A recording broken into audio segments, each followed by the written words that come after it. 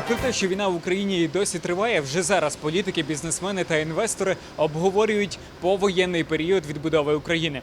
В Торонто відбувається вже друга конференція «Rebuild Ukraine». Today we come together for a chance to examine opportunities to capture and the peace of rebuild. With many Western governments already committing funds for the reconstruction of Ukraine, this rebuild will be nothing short of a 21st century Marshall Plan. And the numbers that are being thrown around are probably somewhere between 500 billion and 700 billion, and I even heard somebody throwing a number of $1 trillion for rebuilding of Ukraine. I believe in my country. I believe in our victory. You believe in our victory. We must build our victory together. Never give up. Only victory. Слава Україні! Дякую. Thank you, Mr. Mayor. And you have modeled that sort of can-do attitude that brings together the humanitarian, the medical, the business, the municipal governance aspects. That needs leadership, and leadership comes from CEOs. So, Mr. Haidaichuk, Ukrainian business has had to be self-reliant to survive the past 30 years, never mind the past couple of years, which actually turned out to prepare it well for persevering through this all-out war. What are the leadership lessons from successful Ukrainian companies, and how do they create the common ground for Canadian investors to come in and join? Before I'm going to talk about lessons of Ukrainian CEOs and business leaders, I would like to give you a brief pre-story. You know that the businesses of each country has its own DNA and cultural code.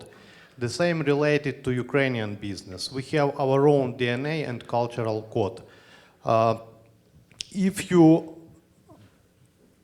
If you look at our history, at our modern history, and Ukraine, a relatively young country, we are only 32 years old. And if you look back over the last 32 years, you will find that this was a constant period of struggling for our independence against Russian Empire. It's really unfortunate that we gather for the purposes of rebuilding a country that's the victim of war. The people of Ukraine need the capacity and the infrastructure to be able to try and normalize their lives the best they can in what we hope is the end of a war, imminent end of a war. But that means the heavy lifting of really rebuilding a Ukraine that has been obliterated to some extent. People need that hope, and we want to be that help provided. And conferences like this build the relationships that help you let people know in Ukraine you're not alone, we're with you. Не можемо дозволити собі стояти на місці. Ми не можемо дозволити собі дивитися, як просто стоять знищені об'єкти.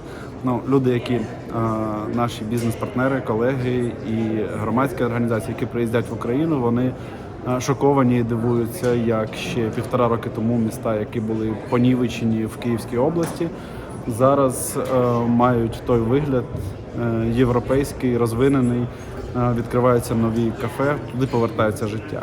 The government doesn't do business. Business people do business. But what the Canadian government can do is work out a really good trade framework and the legal framework that allows businesses to have a certainty around the rules. And when they do, that allows them to make the business decisions and the investment choices because an agreement is in place. Вершення війни чекають і в Канаді. Член парламенту Іван Бейкер запевняє, відбиття російської агресії та перемога над нею важлива не лише для України. Canada has been a global leader in supporting Ukraine. We've provided about $10 billion worth of support to Ukraine. That includes about $2 billion worth of military support, over $5 billion in financial support, which is the most per capita of any country in the world. We're taking leadership, as Christia mentioned in her greeting, on the seizure of Russian assets.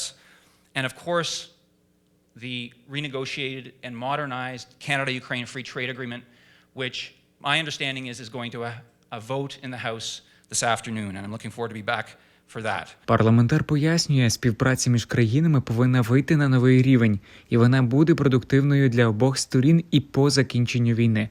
Підтверджує це і президент Українсько-канадської торгової палати.